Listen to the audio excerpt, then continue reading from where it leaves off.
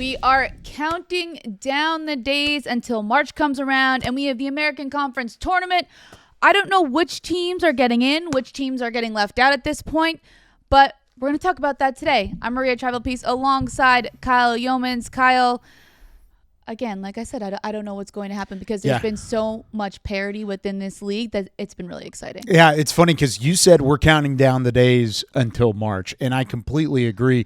I don't know if these teams are counting down the days until March. They might be, but it's out of more so desperation than it is excitement. We're doing it because we're excited for March, and it's one of the best postseasons in all of sport. However, a lot of these teams are getting to the point where they're on the outside looking in. They're trying to make a push. They're trying to set themselves up for success because this year more than any, it is imperative because of the bracket and the way that the tournament is structured for these teams to have success in the regular season. You can't just coast into March and expect to peak at the right time. You got to win now, and a lot of these teams are starting to figure that out. You have to make sure that you even get to Birmingham come March. And I think that we're seeing more of these teams winning some games. But the biggest thing for me when I take a look at the schedule and who plays who, I think it's been so interesting because once I think one team is going to run away with it, they're going to be the top team in the American, they lose a game. And so I think that, to your point, they might be locking in, but I think some teams are just getting too close and then falling away. So it's been really interesting to watch and take a look at the standings. South Florida and Tulsa, they're at the top, but we could be looking at this in 2 weeks and it could be completely different. Yeah, last episode, it was Tulane that we were talking about as a team that was top in the American Conference. Then they fall to the middle of the pack. Then it was FAU. It was Florida Atlantic that works to the top. They're rolling in the right direction. We're nothing but praise for Coach Jacobs and company. And now look at them. They're on the right side of the graphic. They're not even on the left side anymore. It is a league that ebbs and flows and continues to evolve as the season goes on. We are looking very smart right now because early in the year, what were the teams that we said stuck out from the eye test above the rest? It was South Florida. It was Tulsa, who I said, watching them in person, I thought that was an NCAA tournament team. And then Temple, which was a team that we didn't expect to be in that scenario, but here they are. And those are the top three teams. Then you've got a conglomerate of teams with Wichita State, Memphis, Charlotte, UAB that are playing good basketball right now, but aren't the same consistency that we've seen from South Florida, Tulsa, and Temple to this point in time. So let's start with South Florida and kind of go into what the Bulls have done here, Maria, because this is a team that had the expectations going into the year. They were picked to be second out of the 13 teams in the American, and they're tied for first right now, and they're coming off of arguably the best win in conference play so far, a 2-possession win over the Tulsa Golden Hurricane at home. I mean, this is a team led by Coach Hodgson that is moving in the right direction, and they're playing better and better basketball as we go on. Well, they have this mentality that they call blue collar, and they have this blue collar points system, and it's been really cool to see just exactly what that means. I like that. So blue collar is kind of a hustle stat that we grade for everybody, and it includes things like offensive rebound, defensive rebound, deflections, charges, all those little kind of stats. So for a defensive rebound, it's 1 point. An offensive rebound will be 1.5 points. A rebound tip, which is just basically you're down there, you're fighting with the guy, and you get a hand on it. Only on the offensive side is 0.5. Deflection would be 2 points. A steal is 1. A block is 1. A charge is 4 points. Illegal screens, we give you 2 points for that. And then that's how at the end of the game, we add those up and we get the player of the game, the blue collar player of the game. I think it is what kind of sets us apart from most teams, especially in this conference. Blue collar helps you win the games. If you do all the hard stuff, you do all the crashing, you do all the offensive rebounding, deflections, diving on the floor. All the stuff that doesn't necessarily show up on stat sheets, that's what's going to set our team apart and is going to help us win games. So during the game, we are live charting blue collar. So we have a sheet that has all the guys' names, all of the blue collar points, what they're worth, and the other team. And we are marking at each, we call it a war, which is each 4-minute media. So it can show you like, well, if we got outscored 6-10 in actual points, what was the blue collar in that media. And it helps you see the correlation between the two. There's no field goals made, there's no 3 points made. Say they have 25 points and none of the blue collar stats, they're gonna have 0 blue collar points. The biggest reason we have this is to motivate the guys. Coach can see who's playing hard, because that's what blue collar is. It's a measure of how hard you are playing out there. So if a guy, let's say, has 3 blue collar points at halftime, it's like, all right, like you need to pick it up. Like you're might be doing great on the offensive end, but you're not necessarily doing enough on the defensive end to be helping us. It also just like tells our staff like where can guys improve.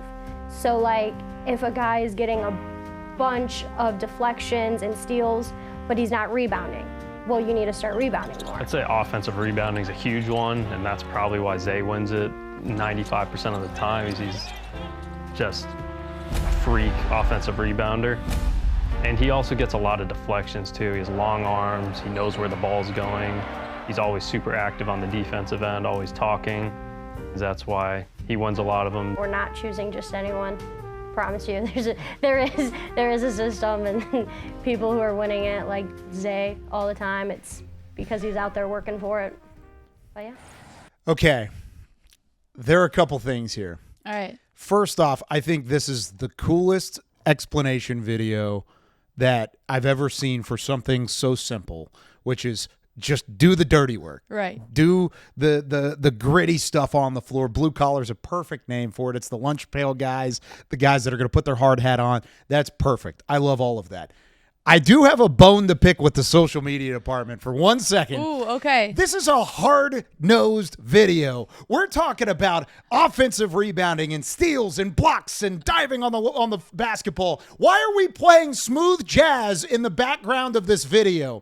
I have a problem with this. It needs to be like heavy metal rock that's like extra oomph to it. What are we doing, social media? Everything was perfect about this video. It was so simple to understand, but by the time the video got to the end, why are we playing smooth jazz? I don't understand it. It was too calm for me. They're showing these guys throwing around their bodies and clanging into people and like hitting things and smashing things and all sorts of stuff. I just hit the camera. Yeah. And why are we playing smooth jazz? I don't understand it. Sorry, I had to go on a soapbox. Are you good? I'm done. You I'm good? I'm good. I think that you need to get it was up so off. good. I think you need to get up off set and go listen to some smooth jazz and, I know, to and calm bring down. it down. I spent the whole video like pumped up at the actual like scoring system. I was like, this is so cool. And I've had the conversation with Coach Hodgson before about this, and that was kind of that intensity that we talked about when it came to his coaching style and what he does across the board. I love all of that. And in this conference, and I thought she kind of threw a shot at the conference. There's some lunch pail guys in the conference that don't go to South Florida. Let's be very clear. But that's why you have to set yourself apart. That's why you have to have some level of competition outside of just the scoreboard and the box score. I love all of this, but yeah, we got to change the music here, guys. I'm not going to disagree with you. Like, I definitely, I don't know if I feel as passionate about it as you do. I was passionate about it. But you know what? Like, I love that for you. Like, you be passionate about it, but I will say I could have used a little bit more pump up music in that instance. But to your point, I agree. And I think the thing that stood out to me about it is how they call them the wars. And I think that just tells so much about the game because you're getting immediate feedback from all of those numbers as each media timeout comes around, so you can pinpoint what's not working well. And I think one point that we made on this show a few weeks ago was the fact that South Florida makes adjustments really well. The games that they're trailing at halftime, they come back out and do a really great job in the second half, and that's why they've won some games. You saw the one against North Texas, I think was one we were referencing before, but this makes sense why, right? Because they can pinpoint immediately, all right, this is where we're struggling, this is where we can pick it up. And so I think not only does it highlight the intangibles, but it also helps you game plan and correct things quicker because you're reassessing every media timeout. Yeah. And they lead the conference in rebounds per game, offensive rebounds per game, assist to turnover ratio, overall assist. They're averaging 45 points in the second half this season. That's second highest in the American, only second to Tulsa, who is just a point ahead of them in that category. And they're top 20 in Division I in that category of second half points as well. That's because they put in the dirty work.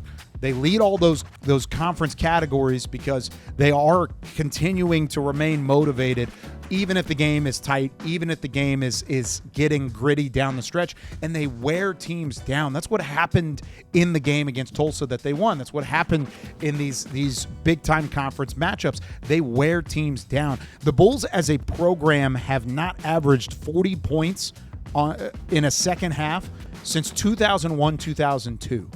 And that they're still 5 points ahead of what they were even in that scenario. And that was back in some of the best days of South Florida basketball. So I know a lot of their success relies on scoring. And we're going to talk about Wes Enis and what he's been doing and talking about Pinion and Nelson and the talent that they have.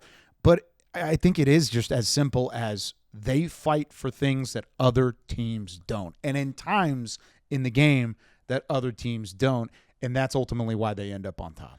And we're going to talk about scoring, and we could start that conversation right now, but there's a connection between the two of them because Absolutely. The player that she mentioned in the video multiple times that's winning that blue-collar player of the game Nelson. is Izaiyah Nelson. And so he's doing all those little things and also scoring the basketball. And I think I'm thinking back to when I was a player. The great part about sport is there's offense and defense. Now, maybe some people would disagree. In some sports, you're only playing one side of the ball. But in a sport like basketball, if one thing isn't going well, so if you're not scoring, if you're not finding the net, I think you have an opportunity to still help your team and impact them with those blue-collar points. Like I would think about when I was 0 for 3, right? Like I could still make plays in the outfield. And I think that the correlation between some of the best scorers and who's winning these small battles as well is right there. Izaiyah Nelson is leading in both of those categories. Yeah.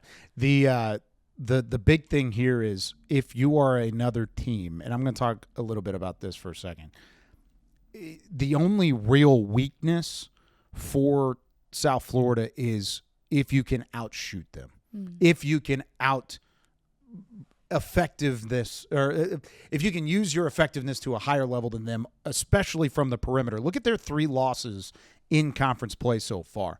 Temple outshot them in three-point percentage, 31-30 in that percentage category. Wichita State outshot them 52-43 in three-point percentage. They hit 12 of 23 from three-point land and still needed overtime to beat South Florida. Then UAB beat them, and they outshot them 40% to 35%. So all 3 of their losses have one thing in common, and that is they were outshot from the perimeter. That basically tells me that you have to do that in order to even have a shot because they're going to out-hustle you. They're going to out-grit you. They're going to out-rebound you. They're going to continue to press the issue all the way through to the second half, and they're going to out-condition you at the same time. So your only real hope right now is to outshoot South Florida. That is not an easy thing to do in the first place because they've got a guy like Wes Enis. Wes Enis, how about this for a stat?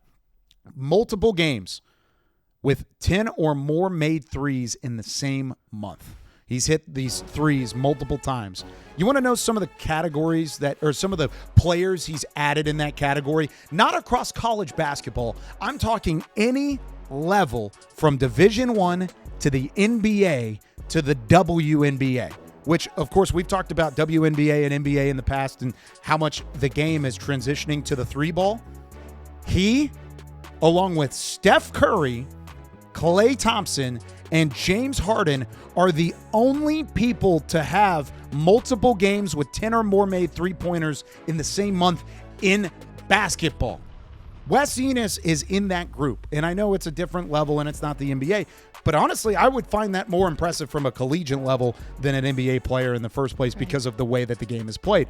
That is how electrifying he can be for the Bulls. I love the graphic, Electric Enis, and I think that speaks perfectly for what he's been able to do. And I think what helps the Bulls, too, is when teams key in on Izaiyah Nelson, that leaves him open, and he's capitalized on it every time. And then we haven't even mentioned Joseph Pinion yet, but he shoots the ball at a high clip as well. Yeah. I think it's, almost 40% from three-point range. And so when you have those players, it's really difficult, as you said, to outshoot the Bulls. Now, they've done it twice against Tulsa here. The fact that Tulsa's a team that we've talked about so much, and South Florida's been able to beat them twice, most recently on Sunday as well. Yeah, I don't want to get into Tulsa just yet. I have one more point to make on South Florida, and it comes from that Tulsa game. I just talked about how they have an Achilles heel of teams have to outshoot them. Guys, I would be very scared of the South Florida Bulls. I would be afraid of South Florida right now because the Bulls, when they shoot under 30%, they are undefeated. Or when their opponent shoots under 30%, they're undefeated, 7-0. When their opponents shoot 30% or more, they're 9-8. So there are 8 losses in there only when their opponent shoots 30% or more. They were outshot 39% to 23% versus Tulsa, and they still found a way to win that game. That means they've figured out their Achilles heel. When opponents have that high shooting percentage and they outshoot the South Florida Bulls, they're not perfect, but they have a winning record whenever that is the case. Not the case anymore. I think South Florida is starting to figure out that, hey, that inside-out game, that spacing, all of that, even when we're not hitting our shots, we still have ways to win games, especially big games, and they showed that against Tulsa, and that's exactly why that game specifically stands out to me, because they were outshot significantly and still ended up winning that game and doing so in a pretty solid way, too. So when you talk about them figuring out their Achilles heel, like, what would it take then to beat South Florida, even if you do outshoot them? Is there anything else that teams can do to beat them? Like, do you see any other weaknesses? Not really. Yeah. That's kind of where they're, especially if South Florida hits their shots, good luck, because you've got Izaiyah Nelson down low. You've got the spacing that is a nightmare for coaches to figure it out. They are the most talented team, top to bottom, in my opinion, in the conference. Tulsa is a close second, and Tulsa still couldn't figure it out when they didn't win, or when they outshot their opponent. So a lot of that can possibly come into fruition later on, but I do think South Florida's got a really good thing going there. Let's transition to Tulsa, though. This is a team that also has been playing very well. I mean, you talk about the 7 games straight before losing to South Florida. They look like that NCAA tournament team that I saw the first time I saw them in person, and now it's all starting to come together for Coach Conkle. Well, I thought you were lying to me for a second because you watched them in person, and then they stumbled a little bit at the beginning of conference play, and then I was like, all right, Kyle, like what are we saying here? What and are we doing? Then I had to eat my words and watch the way that they they've started been. 1-2 in conference play. Yeah, exactly. And then I had to say, Kyle is right again. They won 7 games straight. And even in that loss to South Florida, they still are a great basketball team. I think Tulsa's Achilles heel seems to be South Florida, 2 of their losses coming to the Bulls, and we just talked a little bit about why. But I think for me, we just saw Tylan Riley on that video with the hurricane siren. He's been X Factor is a strong word, but because you have players like Miles Barnstable and David Green, but he's supplying that little bit extra offense that we talked about, that we needed somebody else to step up. That's what he's been doing in just the last couple of games for the Golden Hurricane. Yeah, his scoring element opens up an entirely new possibility offensively because they can run the offense through him. You see him in the graphic. What is he doing? Dribbling. I was like, in the graphic. What is he doing? Oh, he's handling the rock. I thought you meant like assess the numbers. I was yeah, like, the what numbers do you are mean? great. I was like, I'm he's not talking about averaging the numbers. 16 points per game. You were talking about the picture. I'm talking about the picture in the graphic. Picking up what you're putting down. Yeah, now. he's a primary ball handler, and when he is a scoring threat himself, teams have to account for that. I mean, take an example, the game against Tulsa and what they were able to do. Alongside 24 points from Popola, who has been tremendous as of late in his own right, you look at what Tylan's been doing. Miles Barnstable had 13 points, 3 shots from beyond the arc. David Green had 16 points, hit 3 3-pointers himself. Like we said, Tulsa outshot significantly South Florida in that game. Riley added a couple of different opportunities there too. Distributed 6 assists and 6 points. All of that playing a factor. So I really do think when it comes to Riley, he is the distributor. He's the passer. He's the guy that can go downhill and score when you need him to. And Eric Conkle, as creative as he is, especially out of those out-of-bounds sets, all of that can kind of play a factor, and I think they're going to use that to their advantage as conference play goes along. So when you take a look at that loss to South Florida on Sunday, and then you look ahead at their schedule, they have UAB, and then they have, Wichita State right after that. Yeah. How do they, for lack of a better word, rebound from that South Florida loss and just continue on the track that they've been on all season long? One of the things that was their downfall, and it was more so early than it was late, but it showed up in both halves. You got to stay out of foul trouble. They were in some significant foul trouble. They had 12 in the first half that allowed South Florida to get back to the free throw line over and over and over again, kept the lead through the half, and then it kind of popped up again at the end of the game as well. I don't think they need to change much of anything. Yeah, Tulsa's very talented, and they're winning games in effective ways. And I've said this before, but you've got Abe Popola, you've got Tylen Riley, you've got Miles Barnstable, David Green. These are all guys that I expect to play at the next level. I think these are pro caliber players that are going to continue on after their season is done. So they don't need to change a ton of anything. As long as they stay out of foul trouble, this team is versatile enough, they're talented enough, and they will outshoot anybody, for lack of a better term. You just got to find, if they stayed out of foul trouble against South Florida, I think they win that game because they outshot them so significantly. But it's all about those loose balls, that grit, that lunch pail mentality. Tulsa has that too, just probably not to the same level that a South Florida does. I feel like the matchup of Tulsa and South Florida is one I want to see in the tournament because it goes back to my favorite idea that, it's hard to beat a team 3 times. So I would love to see that rematch and see how they adjust, because I agree with you. I think that it's just one of those games where you didn't play your best basketball because of the foul trouble and just some of the smaller mistakes. Yeah. And so I think this is just a blip in the road for Tulsa. I think coming up this week, they have some formidable opponents, but I think they just stay right on track and continue with the success that they've been having. Absolutely. I mean, they're 20 wins into the year already, and that's not by mistake. I mean, this is a team that really does play solid all-around basketball, and even the losses that they had, they lost on the road to North Texas early when the Mean Green were more healthy than they are now. They lost to South Florida. They lost to South Florida. I mean, that's really what it boils down to. And their other one was a Kansas State team that was winning games early in the year and just hasn't done the same thing in Big 12 play. Top to bottom, that conference has been really good this year too. So I think UAB is going to be, these next 3 games are going to be an interesting test. We're going to come back in 2 weeks from now and talk about the men's game, and I wouldn't be surprised if we see them at the top of the standings. I think I would be surprised if I see them drop off like we've seen from from Tulane and from Florida Atlantic over the last couple of weeks in their own right. Yeah, I agree with you. I think that they have shown that they are the real deal. I think them at the top of the conference makes a lot of sense. Now, another team at the top of the conference, the Temple Owls, who you doubted a little bit, I will say. I did. So I did doubt them. I think they're starting to prove you wrong. There's still a lot of basketball left to be played, but we're going to talk to somebody from the Temple Owls. Ray Dunn, one of the voices of Temple, is going to join All-American. What up, Ray? How are you? Thank you so much for having me. Of course. Appreciate you stopping in and joining us. I like this background you got. You're nice and fancy, and that's kind of what Temple's been over the last few weeks. They've been playing some fancy brands of basketball, winners of 4 of their last 5. Even the games that they've fallen into, Memphis, to Florida Atlantic, and Charlotte, have all been very close games. What's been the number one thing that has stood out to you watching this Temple Owls team up close and in person? With all due respect to Wingstop, I think the best wings right now on North Broad Street play the Liacouras Center. I think right now what you've seen, Aiden Tobiasen, 27 points, a career high for him in the win over ECU. He has been just tremendous for this team, being able to score at 3 levels. Gavin Griffiths throughout this entire season has been a really big deal for this team, especially on the defensive end. He's able to erase mistakes with his athleticism. Darian Ford, maybe a little short to be considered a wing, but in terms of the way he's playing right now, the physicality, he sets the tone for this team. I mean, I think they're just a group that when you look at all the moving parts of this offseason, they've learned how to play with one another. And I think that's been the biggest thing for them. Once you start to gel the way that they have, they've looked better on the defensive end. And then offensively, it's pick your poison pretty much every single game.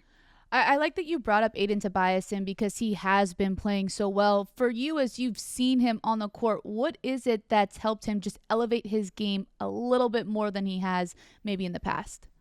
I think it's so much understanding his role within the offense and understanding what he's able to do and manipulating the defense in front of him. I mean, you look at some of the shot fakes that he puts up, guys are biting on it a ton, and then he's been decisive in what that next decision is going to be for him. And I think that's big in terms of allowing him to either get to the bucket or if they bite, hey, let me relocate and knock down this 3. The game just seems like it's slowed down to him, and it's slowed down so much in this second year. And I think the experience he got a year ago was just so valuable because he is so young, but he doesn't play that young anymore. He plays like a guy experienced that this is what they're going to throw at me. This is how I'm going to react to it.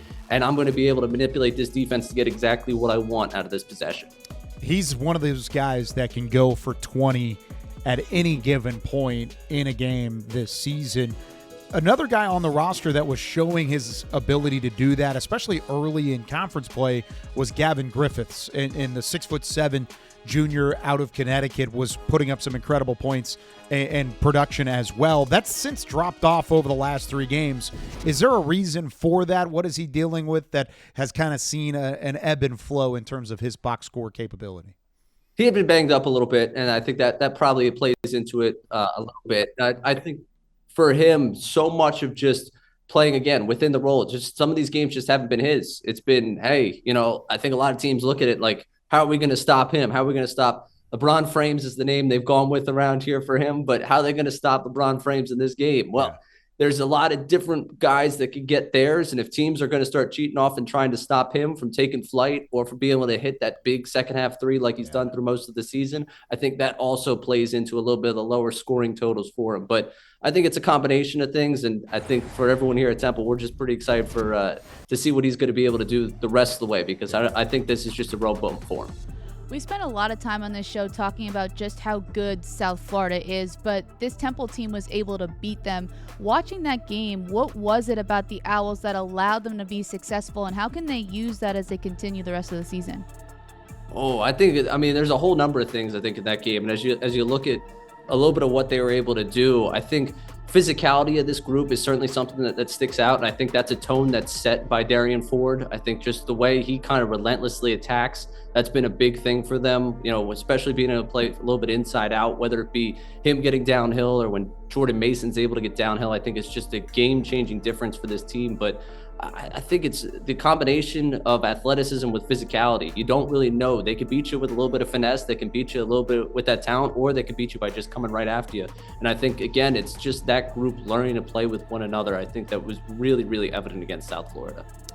Talking about Adam Fisher now and kind of the way that he's evolved as a head coach. I mean, this is still his first opportunity to lead a program, and it's year number 3 of doing so. Where have you seen his style change or evolve as time has gone on and taken steps forward in the right direction? I think just for him, it's about once he gets the talent in, kind of building everything around what he's got. And I think what he's learned with this group so much is, I think, at the hands of Jordan Mason and not having kind of the extension of a coach on the floor. And all right, I trust this guy. We've empowered this guy. We have this guy playing confident. Let him make those decisions for me out there. And then I think he's done a really good job of really controlling the ebbs and the flows of the game as a head coach. All right, this team's going on a run. How do we thwart that right now? What can we call? What can we do? Can we take this time out and get a message through these guys right now? And if you see every time over these last couple of games, the tide started to turn against Temple, they've done a really good job as a coaching staff. I think this goes back to Adam Fisher about understanding where exactly in the game they are, when to take that time out, when to roll with his guys, and trust them to make the plays that they've empowered them to make. At Tulane on Wednesday, versus North Texas on Sunday, and then they get UAB at home next Wednesday as well. What's the key to continuing this run from Temple, winning 4 of their last 5, and continuing to show that they are legitimate contenders in the conference? I think so much of this it comes twofold. One, offensively, I really believe they are at their best once they're able to get penetration downhill from Jordan Mason. If you look at the numbers, I think they're 9-1 this season in games where he has 5 or more assists. So when he is really getting downhill and forcing defenses to make a decision on, hey, we're going to cheat in, try and stop this guy from doing something in the paint and let him play off of 2 feet and then be able to distribute to the number of scores they have, that's been big for them. And then on the other side of things, it's about what that front court rotation is going to be able to do. And I think that's another testament to what Adam Fisher's done, learning what exactly this front court rotation should be, and kind of riding the hot hand there. Go back to that South Florida game, Mokita with the big moment, tipping that game-winning bucket in. But what the front court is able to do in stopping a lot of these really dynamic front courts in the American has been big for this Temple team. So whether it be Jemai Felt one day, whether it be Babatunde Duradola one day, whether it be Mokita getting that run and making the most of his minutes, what they have in the front court and how well that front court plays is kind of right now what I think can keep this team rolling, keep this team going if they just continue to figure out who exactly is going to give them what night in, night out from that front court. And then obviously the distribution of Mason, I think, is big for this team. I think that'll be the two things that kind of tell the difference of where this season goes from here. Ray Dunn joining us here on All-American. Ray, thanks so much. Appreciate you taking some time. Can't wait to watch you on the call for some big-time games coming up later this year. Thank you, guys. Appreciate it. There he goes. And, I mean, he's got a great point. I mean, this is a team that has the spacing available. It has playmakers at every level, and they can score the basketball, but they really predicate themselves on the defensive end of the floor. Top 3 in opponents' points per game allowed for a reason. I love the point that he brought up about the physicality, because we spent the beginning of this show talking about the blue-collar mentality for South Florida. Yeah. And I think Temple wins that game by just a point because they out-physical the team that prides themselves on being physical. Yeah, so I think that is a prime example of what Temple can be when they're playing at the highest level. And maybe Temple would make their social media prompt video with some hard rock instead of some jazz Kyle music. wants some hard rock, no more smooth jazz music, at least in this instance. Do you like smooth jazz otherwise? Like Yeah, it's fine. Yeah, it's fine. Okay, I have okay. no problem. I went to North Texas. It's like that's their whole like calling card is jazz. Like they're a huge music school. They're a big music school. Oh yeah. Yeah. So I'm okay with jazz, just not in that setting. All right, Fair. Memphis. They have been orchestrated like some smooth jazz as of late, winning some really tough games. Florida Atlantic, Tulane, UAB, Charlotte. They win 3 of those 4. Their one loss was a buzzer beater allowed at the end to the preseason player of the year in the conference against Tulane at the FedEx Forum. Outside of that, they've been playing their best basketball as of late, and this is coming right on the heels of a blowout loss at Tulsa, a blowout loss at Wichita State. Penny Hardaway's got them turning things around, and you're starting to see the pieces of the puzzle start to come together. I don't even know if the pieces of the puzzle are perfectly fitting, but what I Not do quite yet. Not yet. But what I think that it's promising for Memphis because they're moving in the right direction. If you still take a look at these games, and you look at the box scores, and you even see where Memphis is in some of the categories within the American, they're in the middle of the pack to maybe the bottom half in a lot of different statistical categories. Yeah. However, the one stat that matters the most is the wins and the losses. Yeah. And they're finding ways to get themselves into that win column. And I think that it speaks a lot to what Penny Hardaway and Memphis have established as a program there. I think that we're surprised when they have a down season. We're surprised when they don't win games. And so it's still not pretty for me. I don't think the pieces are put together yet, but I think that it's trending in the right direction for Memphis. Yeah, and I mean, there have been instances where it has been all together. I mean, they took down Florida Atlantic, who at the time was the number 1 team in the conference. Right. And they beat them 92-65. That game feels like it was forever ago. It was back on Thursday, January 29th. I mean, it was nearly 2 weeks ago now. They destroyed Florida Atlantic and dominated throughout that game for a reason. I mean, they never trailed. They jumped out and ended up taking an early lead for a good reason and never looked back from there. That was really the first moment where I said, wow, okay, that team's got something. Yes. That team has something that they haven't been showing as of late. Doug McDaniel has been consistent. He's been kind of their go-to scorer throughout the year. But we got to talk about Sincere Parker. We can't not talk about Sincere Parker. This guy who is coming off the bench, who has put up incredible numbers as of late. I mean, he averaged 11 points per game over the course of the season, but he's putting up 20 points per game over his last few contests. And he's also topped the 20-point mark in 3 of his last 6. They needed a missing piece. That was one of the things we talked about recently. Is this the missing piece? Is Sincere Parker that guy? I think it could be, right? He had 40 points in 26 minutes against UAB on February 5th. I was looking through the stats on it. That was the first Division I player since at least 1996-97 to record 40 points, 6 3-pointers, and shoot 100% at the free throw line in 26 minutes or less. What were you doing back in 96-97? I was just born. Oh, okay. Yeah. Like I was like not watching basketball. Yeah. My dad didn't have me start watching sports till like 98, you know? So it was until before you got out and you were in the world. Yeah. Yeah. I feel you there. That's exactly what Sincere has been doing, and he's doing it off the bench. He's not doing this. That's my favorite part of it. From a scoring element, and they like that. Penny Hardaway likes the fact that he has kind of that jolt off the bench. In that game against Florida Atlantic, he goes 8 for 12 from the field, including 3 for 4 from downtown. He also had 5 rebounds. He had 3 assists. He had a couple of offensive rebounds in that game. He's doing a little bit of everything. And Doug McDaniel is still the guy. Right. He is their go-to scorer. He's the only guy that is currently in double figures on average throughout the year. But if Parker can continue to impact the game that he had, the way that he has over these last few games, all of a sudden I'm looking at Memphis in a completely different light. Well, they were picked preseason number 1 in the American for a reason, and I think we've forgotten that a little bit because of the way that a lot of it was respect out of the program and what you said earlier, the culture. Exactly, but they haven't performed to that level yet. And Penny Hardaway is successful because he's able to recruit good players. Like Doug McDaniel was very well respected within the basketball community. He was a good get for Memphis, but they just haven't been able, as we've been saying, to put those pieces together. So Doug McDaniel's been doing what he's been doing all season long. Now you add Sincere Parker. Another thing that stood out to me was I think they're playing a little bit better defensively.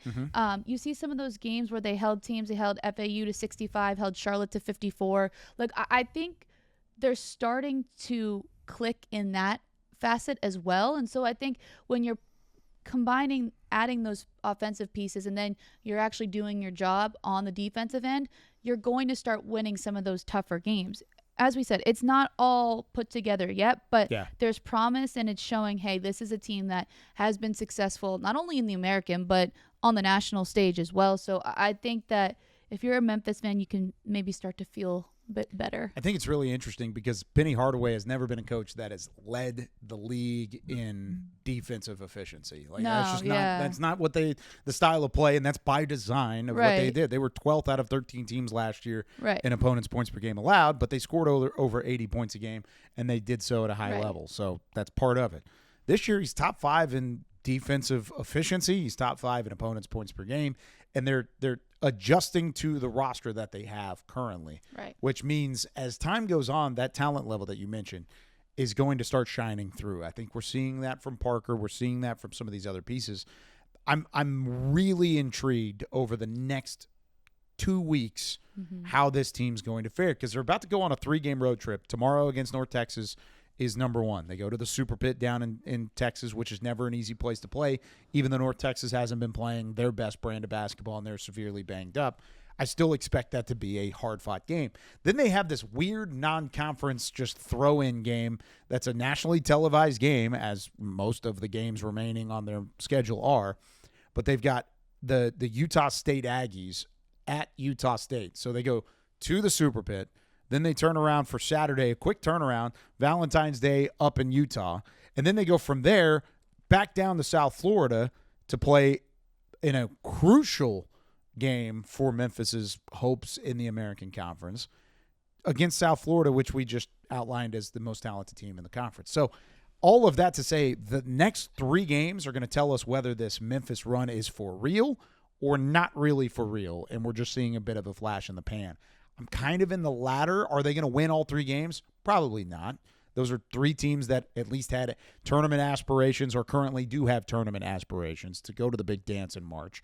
But they have a lot of opportunity there that if they do win all 3, then all of a sudden I'm looking at their final 5 games of the schedule saying, watch out for Memphis. They're peaking at the right time. If they win all 3, that's my thought on it as well. Yeah. I don't foresee them winning all 3. I can see them winning 2 out of 3, maybe 1 out of 3. It's kind of up in the air for me right now. But if they do, it's a completely different conversation when we get back on this show the next time. Yeah, we're going to be like, uh-oh, here we're comes like, Memphis. we've been waiting to talk about them. Here they go. Another team on a run, though, Wichita State, won 5 of their last 6. So look, we keep talking about all these teams. Now, this is good social media. Right? You like this better? I do. Okay. It's not hard rock, but. What if they made it like what if they put smooth jazz behind it, though? What if they were underneath the photo? See, like, even this music would be perfect. Like, our producers know what's at stake here in the American Conference. Okay. Low-key kind of hot right now. Winners of 5 of their last 6. And they've been doing so in dominant fashion as well. They took down South Florida in overtime. Then they beat East Carolina by 17, Memphis by 15, Charlotte by 10, Tulane by 14. Uh-oh. Are Wichita State and the Shockers back? Are they back for real now? Are they back? But didn't we do this last year and then they lost?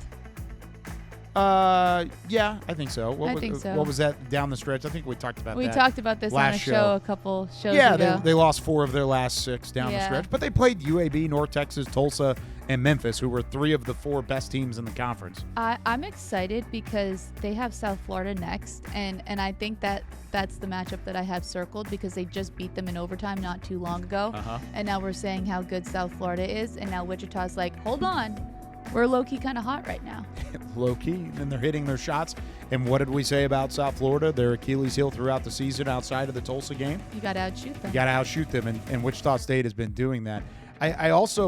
We also talked about the grit, and we talked about the physicality. I want to give a big shout-out to a Dallas-Fort Worth product, but don't forget about Dylan Battle and what Battle has been doing. Dylan Battie, Battie. He played sparingly in non-conference, didn't play a whole lot, taking 10 minutes or less per game, kind of sporadically around the non-conference slate. But they're at a point where they really can't take him off of the floor in crucial situations. He's been dominant in the paint. He's had 10-plus points in the 3 of those dominant wins that I just talked about. And he consistently works the rebounds as well. I mean, he is obviously making a production impact on the boards, and he crashes the boards. So when you need to out-physical a team like a South Florida, like a Memphis, like an ECU, he's kind of been the guy that steps up in that regard outside of the high-level scorers that we're going to talk about, like Giles and some of those others for the Shockers. And it's like what we talked about with South Florida, those little things adding up to not only help yourself as an individual player, but help the team's whole cause in winning those gritty defensive type matchups. And the Wichita State defense also playing well as of late. But you mentioned some of those other scorers. We talked a lot about Kenyon Giles on this show, but I think Wichita's gone on this run because there are other components and other players who are stepping up to help him. And then you have somebody like Batty. Yeah. Okay, you have Battle in my head. I know. Now. I messed I'm it like, up. oh I misread it because I'm looking at it from far away. But no, but that's all right. I couldn't say Coach Hodgson earlier, so we're all struggling today. But my point being that when you have those other players, it's kind of coming together for Wichita State. Yeah, Giles is still the guy. Right. He led the team in scoring in 5 of their last 6 games for a reason. But Batty had 19 against Tulane. Berg had 14 and led the way in a loss against Florida Atlantic. Gray Jr. can put up 20-plus points in a game. But usually if Giles is hitting his shots, he is still the guy that you need to rely on because, I mean, he's a go-to scorer. He's putting together high-level shot attempts and high-level looks. I mean, he's averaging 43% from the field. He's knocking down shots, which is something he did at Radford. He did it at UNCG. This is something he's consistently done is make 40% plus from the field. Now he's adding the three-point element. He's hitting 40% from downtown. He's averaging 3.5 threes a game. All of that to be said, you got to find some level of physicality, and that's what Batty brings to the table. It's really been impressive to see how Wichita State has built this up to this point. They just need to show consistency across the way in order to do so. After this. So would that be your key then for how they continue to have the success is consistency more than anything? Yeah, just to be more specific on it, because I feel like just saying consistency is, of course, everybody wants consistency. But through 24 games, Wichita State was the top offensive rebounding team in the country. Not in the conference, in the country. 15 a game. Offensive boards, not total boards, offensive boards. That's top in the country, one of the best in their top 5 nationally in total offensive rebounds. That is the best in single season school history, or on pace for that. So if you continue that, offensive rebounds lead to what, Maria? We've been talking some X's and O's basketball wise. It leads to second chance opportunities, which a lot of times come from what? From 3-point land. Oh. A lot of times offensive rebounds, and this is something we have not talked about. I was like, you lost me I know, there. I'm sorry. I put you on a spot. One of the things that you do when you get an offensive rebound, a lot of times in modern-day basketball, you look for the open shooter. So you turn around, you get the offensive board, and you pass it out to the perimeter, try and get an open 3. That's what Wichita State does very well. That's why Giles hits 25-plus a game. consistently because he has the open shot from downtown off of these offensive reboundings. That is the key. That's how they beat South Florida. Is you out-grit them, you out-rebound them, and you out-shoot them. That all played a factor in the first time that they did it. They outshot them, they out-rebounded them, and they were one of those teams that was at least comparable from a physical standpoint. They're a really good and well-built team, but it starts with the offensive board and allowing them their shooters open looks. So consistency in the offensive boards in particular There you is go. how they continue to win basketball games. Yeah, because that's how they've won them up to this point. Okay. Yeah. I'm on board with it now. On board. You lost me for a second, Sorry. but I picked Now it. we got you back. Now I learned we're back on track. Reeled it back in, baby. That's what we're all about. All right, you want to talk UAB? Sure. Look at that. Conference play 5 on the row. I will talk about this, I guess. Yeah. What is going on with UAB? Can we figure this out? Yeah, they're great on the road, but Yeah. why can't they win in Birmingham? I think we need to ask the people of Birmingham, because also that's exactly where they want to win, because that's where the conference tournament is this year. Ooh. And if they make the conference tournament, they need to be able to win in Birmingham. So Good they have to figure point. out how to win in Birmingham. Now, I agree with all of this, and I think it's weird, but you also got to look at the teams they've played in Birmingham. How about this? Okay, let's hear it. Just talked about Wichita State. That was their first game. That was their conference opener at home against Wichita State, who was one of the hottest teams in the conference to start the year, but just recently, as of the last 2 weeks, dropped off. Charlotte.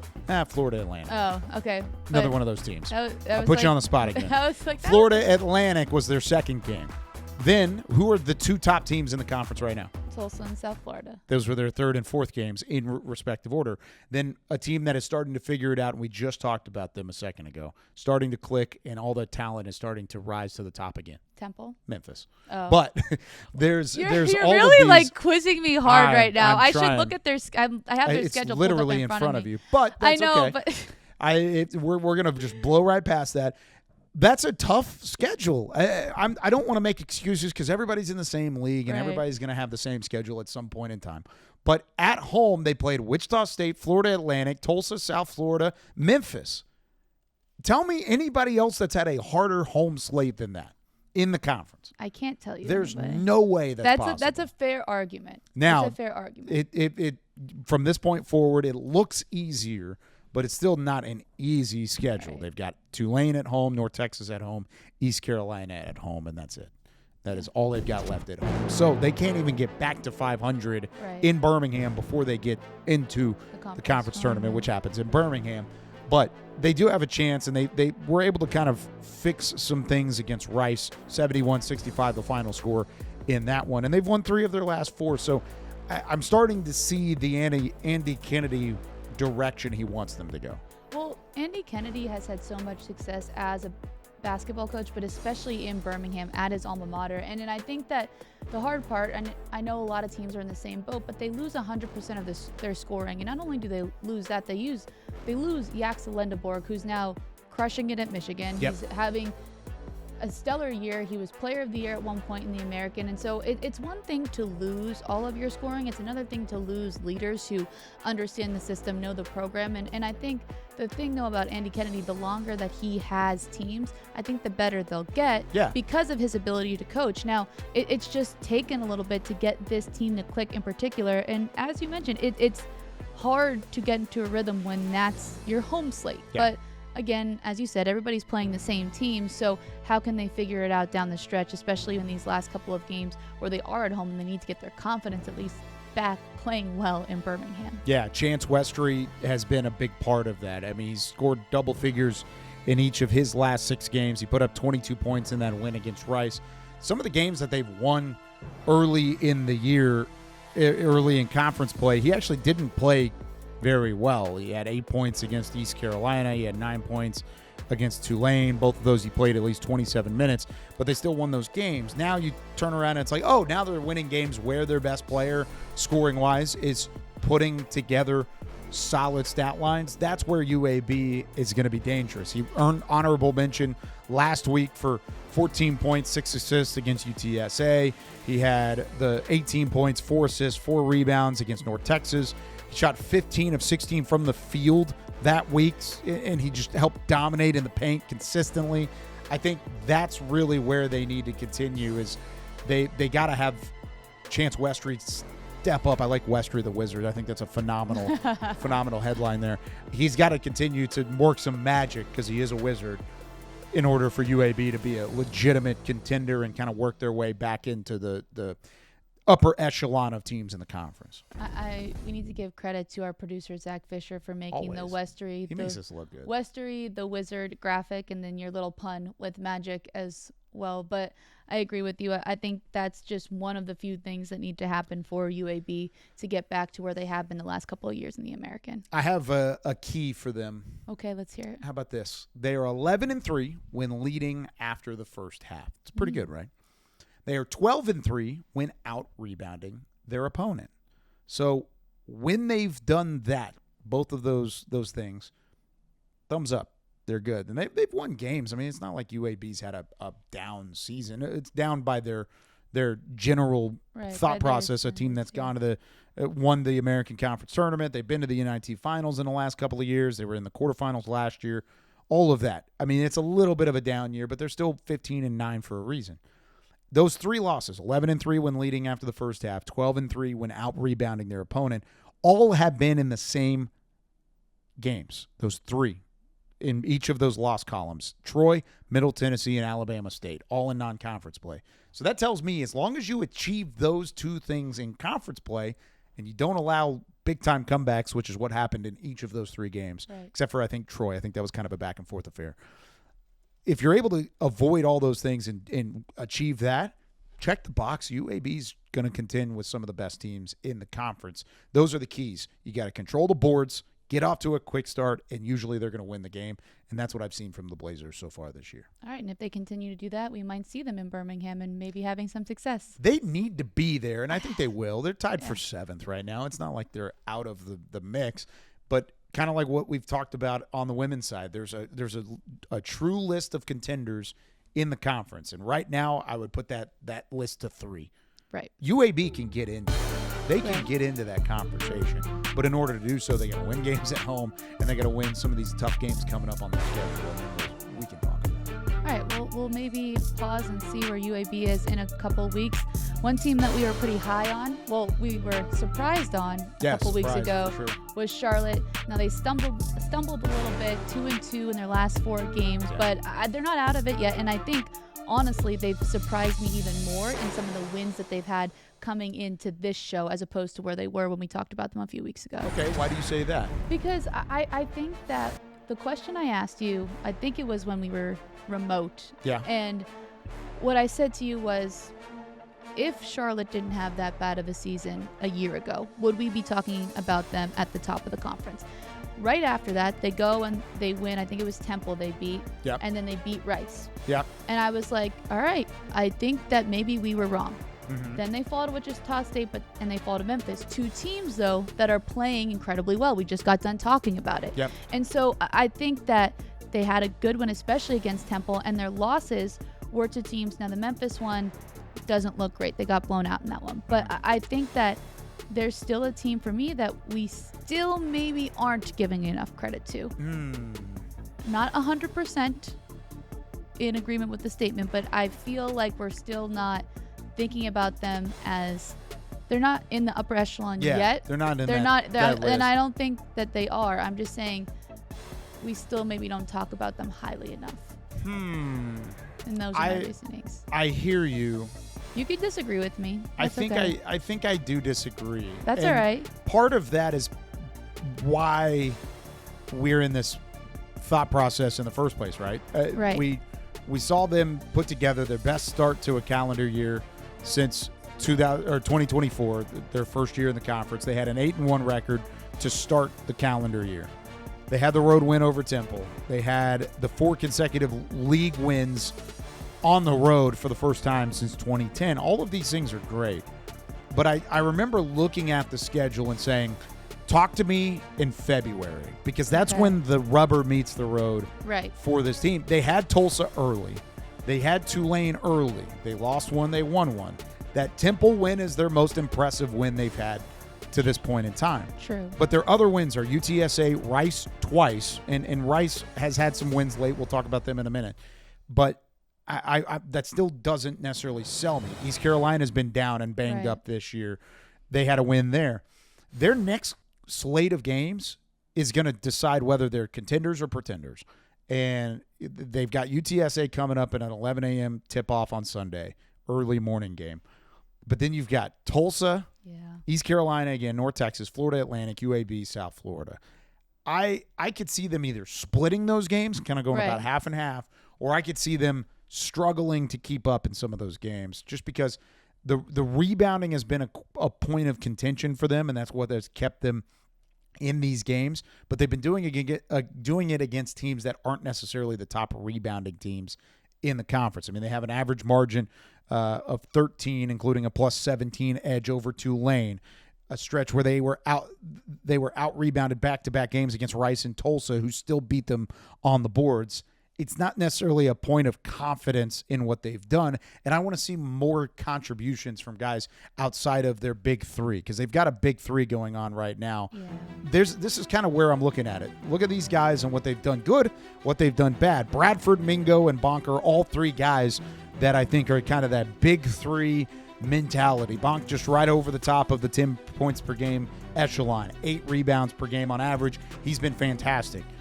I want to see more outside of that, and I think even Major Freeman has been that guy for them. He's been the guy that stepped up in a big way. He's not even on this list, and he's stepped through with 11 points in a scoring drought going into the game. Against Wichita State, he puts up the 11 points and helps them in a close game there. I want to see more contributions outside of this bunch. Okay. I can get on board with that. Yeah, that's kind of where I'm at. It's just where the wins and the losses and the good and the bad, it kind of mixed together.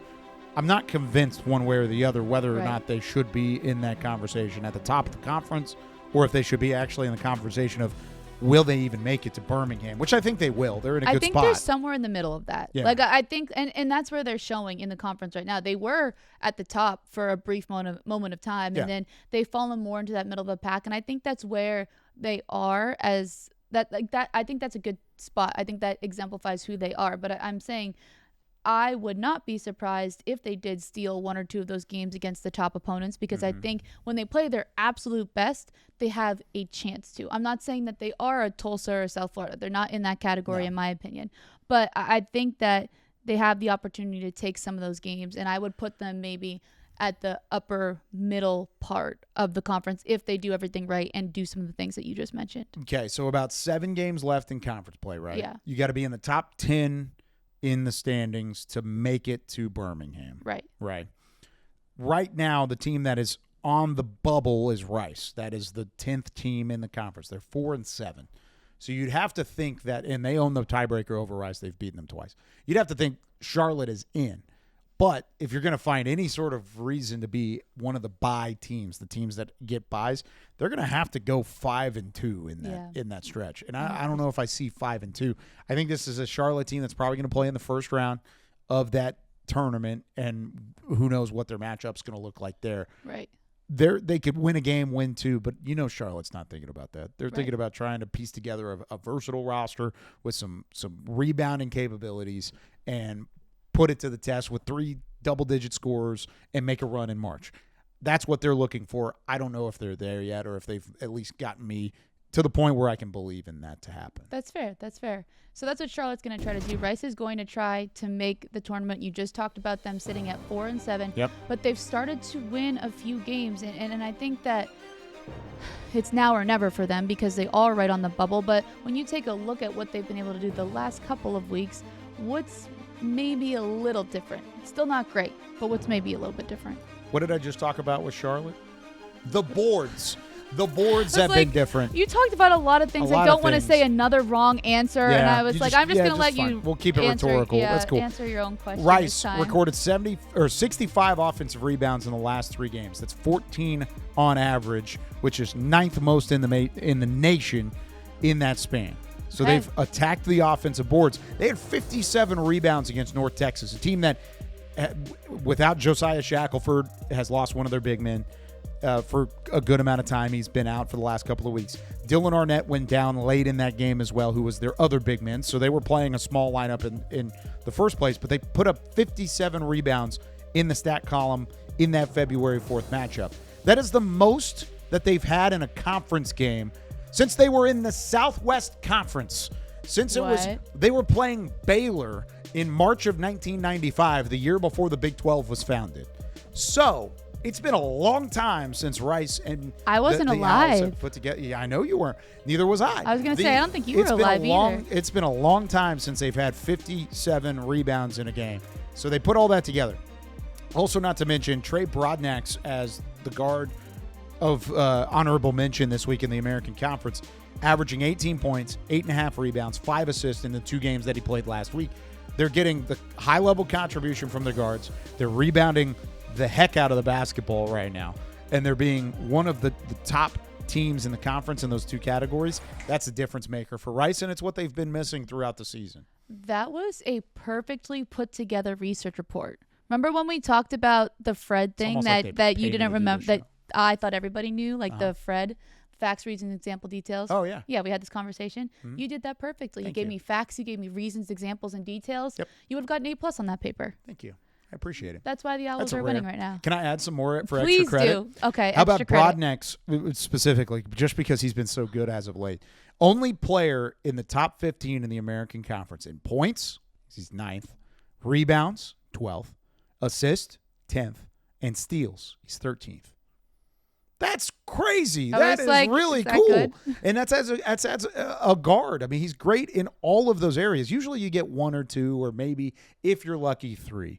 But he's tops in points, rebounds, assists, and steals. Now, what that also tells me is you got to have somebody else step up in a big way. Well, you got to have some level of depth to your team to where Mr. Brodnax is not having to go all out all the time and continuously just carry the team, which I don't think has been the case as of late. Well, you mentioned some of those other players that have been stepping up. And the other thing, though, about Trey Brodnax is his leadership ability. Mm-hmm. I know doing a game last year, that was something that you could just tell on the court is the way that the younger players looked up to him. And especially last year in Coach Lanier's first year, like they're trying to get people to rally around what they want the program to be. And Trey Brodnax is one that the coaching staff spoke so highly of. Mm-hmm. So he's doing all the things in the stats column as well, but he's doing the intangibles. So I think that if he can rally the troops, he already is doing everything he can on the court, but it's that beyond the court piece that like, hey, it's kind of now or never. If we want to make the tournament, we have to win these last couple of games. And I think that having Trey Brodnax, not only for his physical playing ability, but his leadership can help Rice,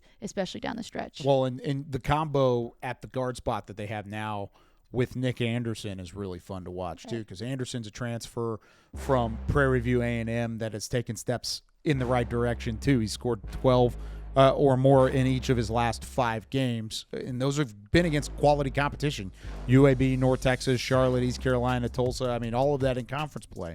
Transfers from Prairie View A&M. He's averaging 15 a game, and that average is going up, and he's had big games, big explosions at different times in the year. He had 22 points against a really good Oral Roberts team in a dominant win for Rice, 23 points in a loss against Charlotte, the 22 that we talked about in that 2 overtime win against North Texas. So if Brodnax is doing all the dirty work and the well-rounded stuff, Anderson is kind of your scorer. But then you've also got Smith, right? Jalen Smith and what he's brought, another guy that they've brought in as a transfer. He played for SMU for 3 years. He's kind of started recently finding his groove. Didn't play great against UAB, but had 12 or had at least 10 points or more in 6 straight games going into the UAB game. All of that to say, this is now a 3-headed monster that Rice didn't necessarily anticipate having, but it's all coming from the guard spot.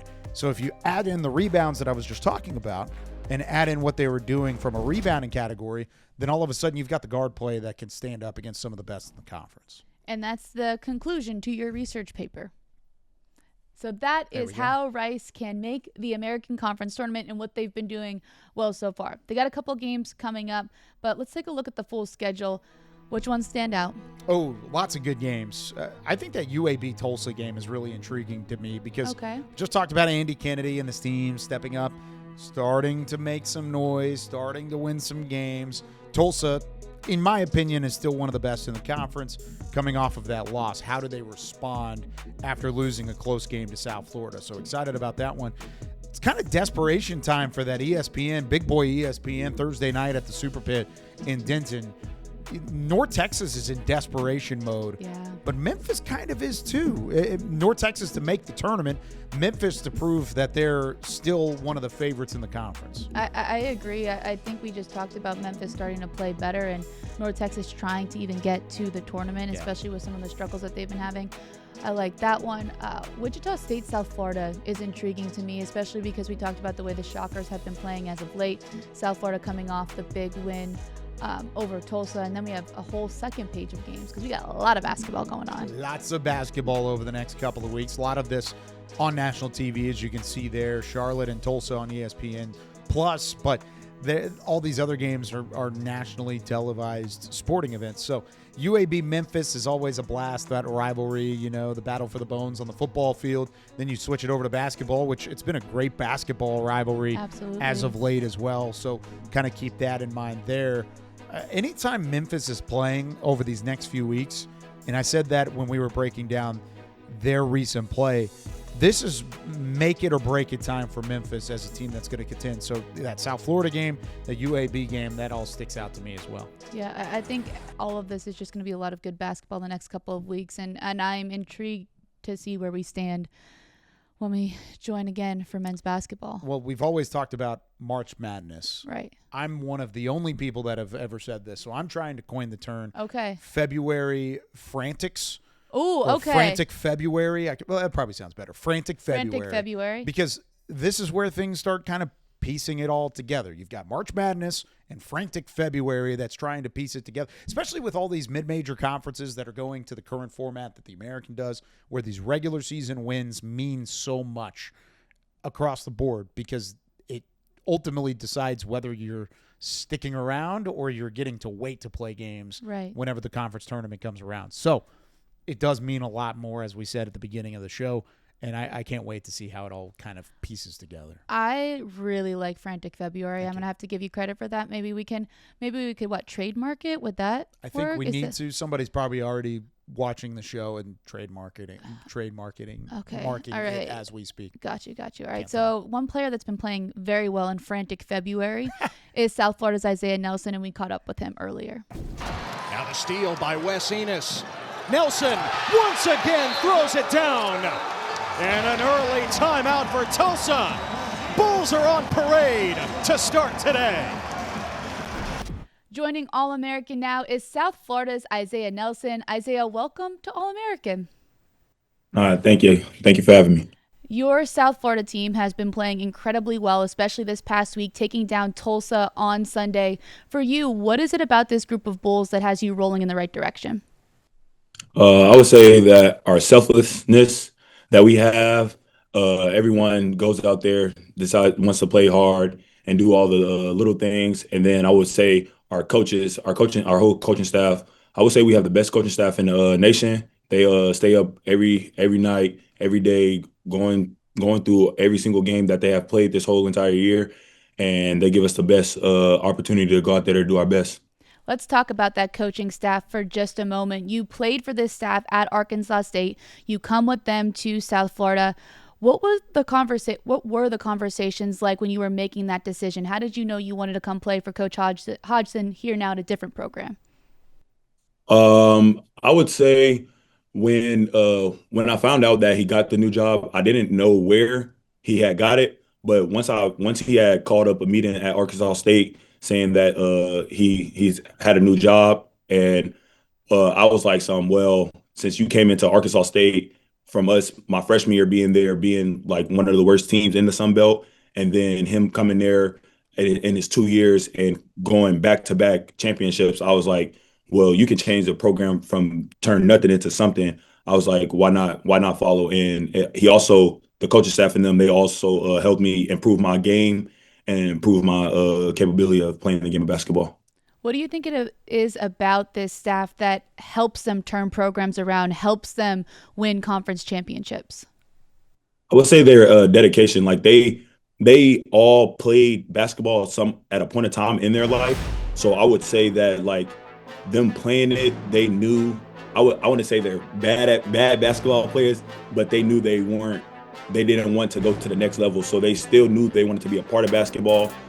So they found another way to still be in basketball, but be on the other side of it. So I would say they're very dedicated to like the numbers. Like we always talk about numbers. So like our shot percentage is like where we are the best at. And so they put us in the best capabilities and capable ways of being able to score the ball and go out to win the games. You talk about Coach Hodgson helping you improve your game. In what ways has he and the entire staff done that? I would say, so him coming from Alabama, he's been around and coached the best players of the best. And so I would say like him just like trusting in me and him knowing like he pushes things in all 15 of the players out of us, like, because he knows what's in us. Because like you can have games to where you'll have like one of the best games of your career, and then you will think like, dang, it's in you. You just have to find that right person or that coach to push that out of you. Well, it certainly seems like this staff has done that. Also, it seems like there's a different guy who steps up every single night. What is it about this team that allows you to have so many different pieces who can execute at such a high level? Man, we all love one another. Like we every day since day one, since we all got here and we all committed, everybody committed to USF. They all decided to like we all have one goal. And so everybody comes in every single day, they put the work in and they grind. So it's just like Coach tells us every day before the game, like, we don't know who night is going to be. It could be anybody's night. Everybody just has to go out there and have the same mindset of going out there to play hard and play together and trust one another. You're sitting at that top spot in the conference. You have Wichita State and Florida Atlantic coming up this week. How do you continue to stay at the top of the American? We just try to stay down and stay focused. We don't look at the number one, the number two, because like at the end of the day, it really doesn't matter. It can always flip and change at any moment of time. So we can't let that get to our heads and think that we are the better team. Like, because it's been different number one teams. Like there was a week where Charlotte was number one, then Tulsa, then Temple. So it's just like an FAU. So it's just like there's a different number one team. So we don't play too much into the numbers. We just come in every single day to work hard and get to our goal. There's been so much parity throughout this entire conference, as you just touched on. Last question for you, Izaiyah. You in particular have been playing so well. You had 25 in each of your 2 games this past week. For you, what is it that's clicking so well right now? I would say my teammates, they trust me and they believe in me since day one that I got here. Like days where I don't believe in myself or believe in my capability, like they're there to help me and help me improve. And then like with Wes and CJ having a game versus Tulsa, having 14 assists to 0 turnovers, like there's not much more you can ask from them to help me, because that helps me and understand and trust them to do what I know how to do and do what they know how to do. Well, you and this team have been very fun to watch. Thank you so much for joining the show, and good luck the rest of the way. Thank y'all for having me. Y'all have a good one.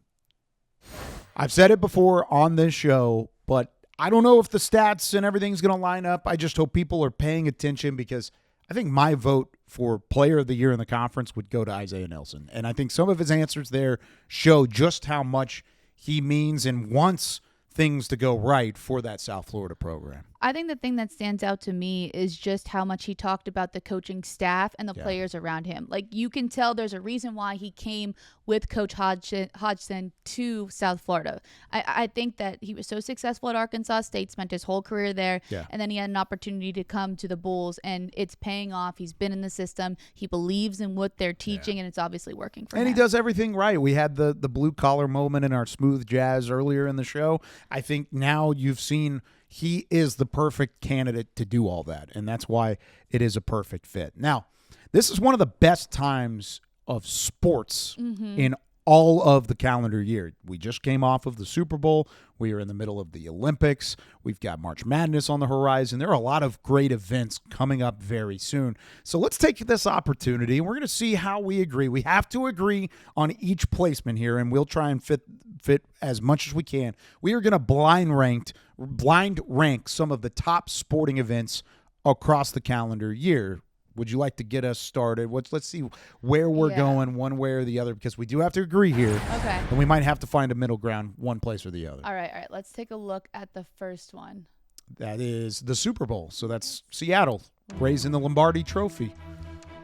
That's pretty high up there for me. It's high up there. I'm a little upset at the general, I guess, execution of the actual game that happened this year. So I would put it at like 3. It's not my favorite, but it's one of the favorites. Okay. And I'm an NFL employee, but I think it would be I would put it at 3 out of 6. Okay, I'm good with 3. You're cool with 3? There's got to be something better. I could roll with 3 on this list. Okay, so there's the Super Bowl. What's next? 3. The World Cup. Okay. This is going to get interesting. Okay. Where would you put the World Cup out of 6? It's tough because I don't watch a lot of international soccer, but I will say I have so much respect for it. Like the way that it's set up, the event itself is incredible, and I feel like it brings the world together. That sounds so cliche, so I feel like it has to be above the Super Bowl. I agree. I think it needs to be 1 or 2. Yeah. It's not my favorite event specifically. Right. But is it the biggest event in the world? Probably, yes. Probably. Actually, it's not even close. Yes, it is the biggest event in the world. We could put it at 1, but it's not my favorite. Yeah. My favorite is March Madness. Yeah, let's do 2. Let's put it at 2. Let's put it at 2. Okay, so World Cup is at 2, Super Bowl is at 3. I feel pretty good about that. We're saving some spot. The Olympics. The Olympics. I love feel the like Olympics. That has to be 1. That's actually. That has to be 1? I think the Olympics. It's not higher than the World Cup for me. You don't think so? No. I love the Olympics, and I would put it at 4 and feel very confident here. Really? But I'm not putting it at 1, because then where's March Madness going to fall? I know, but I feel like it's the Olympics. I feel like it's above March Madness. There's no middle ground for us to go to. I know. One of us is gonna have to secede. I'll go with you. I'll say it. I would. But see, you're not like bought into it. You know what? Here's the thing. If March Madness pops up, I'd be okay with putting that. I'm assuming since this is a basketball show, we will see March Madness. Yeah. All right. So we'll put the Olympics at 4. I see, but that's too low for the Olympics. I know. So you know what? I'm gonna go with you. I'm gonna defer to your judgment. Is it my favorite? I love the Olympics. I really do. I almost cried the other day because there was a German bobsledder a German, not bobsled. What's the other one? Luge. The luge. The luge. German luge slider that was crying on the ice, and I was like, he's German. He shouldn't have to cry. Like he's supposed to be tough, but he was crying because he won a gold medal. Like, and I was like emotional. So yeah, let's put the Olympics at 1. Put Olympics at 1. That's fine. This is tough. I know. Stanley Cup. Oh, that's such a good event. Oh. I just think they're all 1. We should have put the Super Bowl at 6. I know. All right. I can't put it at 4 because I'm saving a spot. I'm 5. Let's do 5 for the Stanley Cup. I love the Stanley Cup. I love the Stanley Cup. Playoff hockey is so incredible. I love hockey. Okay, let's go to there. It is March Madness. We got to go to 4, right? It has to be in 4. So I don't know what 6 is going to be. If this is the Masters, I might cry because I love the Masters too. What is 6? The World Series. Okay. All right. That hurts my soul because I love playoff baseball too. I know. I just love everything. So we finished with March Madness. Yeah. World Cup, Super Bowl. No. Sorry. Olympics 1. World Cup 2, Super Bowl 3, March Madness 4, Stanley Cup 5, World Series 6. Okay. I don't know how I feel about I hate all of that. Yeah. I would, if I had to if you had to do it, not go back and blind redo ranking, what would you do? I would do World Cup 1, March Madness 2, even though I enjoy March Madness more. March Madness 2, Olympics 3. I was going to say I have to put Olympics 3. Stanley Cup 4, World Series 5, Super Bowl 6. You'd put Super Bowl 6? That's just that's my personal ranking. Well, with it's because you're a Cowboys fan, so I haven't experienced one in a long time. You just don't know what it feels like. Yeah, it's okay. That's all right. Maybe next year. Yeah, your team's not defending champions anymore, so that's fine. All right. Man, you don't even know your own stadium. You can't talk. All right, let's get into the top plays of the week. Would you like to start us off with Charlotte buzzer beaters? Let's do it. The time is running out in the third quarter. Princess Anderson, as time expires, drains the bucket.